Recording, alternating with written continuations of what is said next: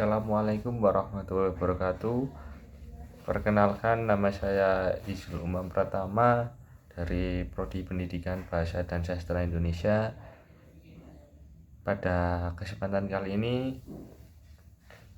untuk memenuhi tugas perkuliahan terpadu di hari kedua ini yang ditugaskan oleh Bu Mami dan Pak Suryantoro untuk membuat penelitian dari berbagai masalah yang ada di sekitar lingkungan maupun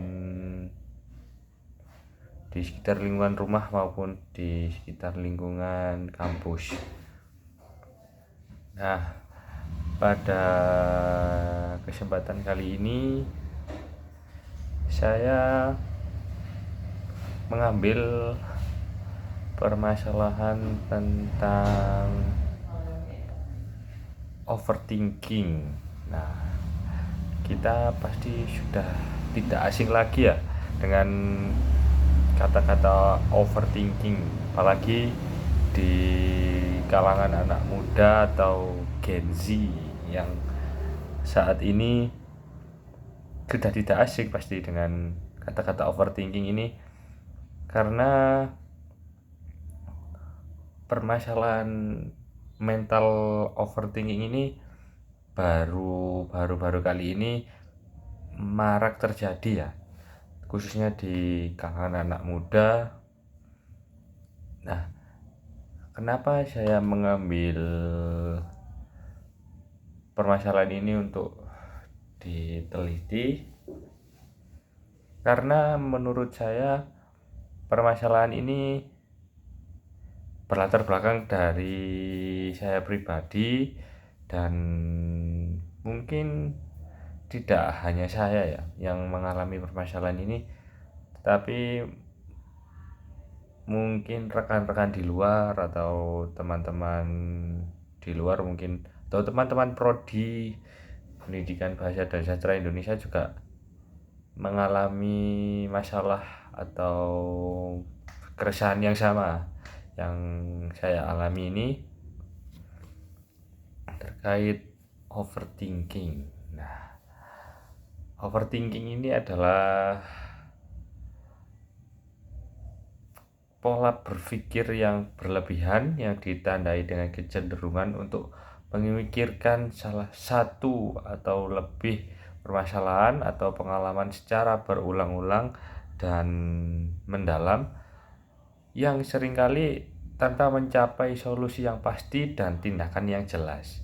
Nah, hal ini membuat terperangkap dalam siklus mental dan pikiran yang berputar-putar untuk merenungi, misalkan kita merenungkan kesalahan atau penyesalan yang telah terjadi, atau bahkan sesuatu yang kita pikirkan ke depan yang belum tentu terjadi.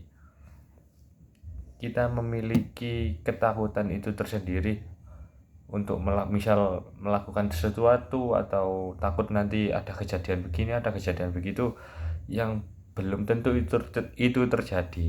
Nah, hal itu mengganggu dari segi fokus pikiran, pasti akan terganggu. Karena apa? Karena dengan kita memiliki beban pikiran yang berlebih, kita akan menjadi tidak produktif. Dalam artian, pasti kita mau melakukan sesuatu karena kita terbeban oleh pikiran yang berlebihan tadi, kita pasti akan cenderung lebih ke malas jatuhnya, tidak bisa mengontrol pikiran, dan kita tidak produktif, dan dari itu kita tidak fokus untuk melakukan apapun kegiatan yang akan kita lalui di hari itu, pasti tidak akan fokus. Selanjutnya, nah, pola ini sering dipicu oleh rasa cemas, dapat berkembang dalam dua bentuk utama. Yang pertama, rumination atau merenungkan atau mengulang-ulang pikiran negatif tentang masa lalu, dan worry, mengkhawatirkan hal-hal yang di masa depan sesuai yang saya sampaikan tadi.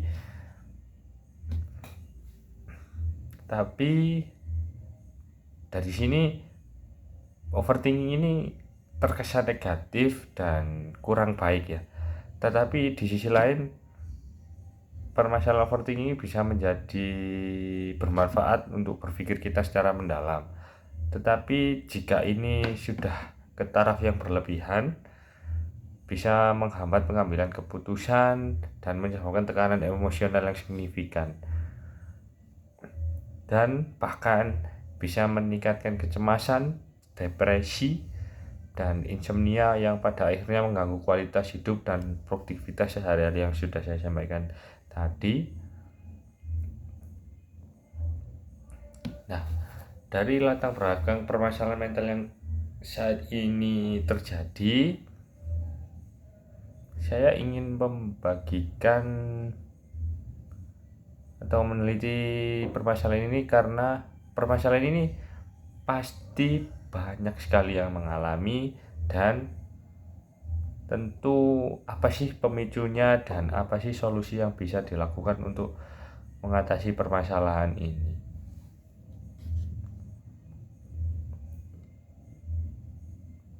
Nah, jadi untuk penelitian kali ini untuk mengedukasi dan menganalisis dan memberikan solusi praktis. Nah, arti penelitian ini mendefinisikan dan menormalisasikan pengalaman overthinking dengan mendefinisikan secara pemicu spesifik seperti dari tekanan media sosial dan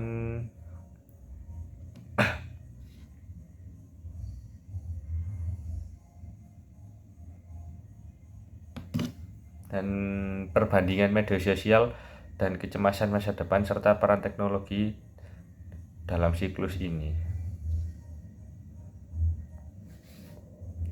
Nah, saya akan membagikan sedikit penjelasan tentang pemicu utama dari permasalahan overthinking ini. Nah, dari beberapa data atau analis yang saya lakukan, permasalahan overthinking ini sangat beragam. Mulai dari overthinking tentang masa depan, overthinking mengenai hal-hal yang belum terjadi, dan membuat menjadi beban rasa cemas dan berpikir berlebihan.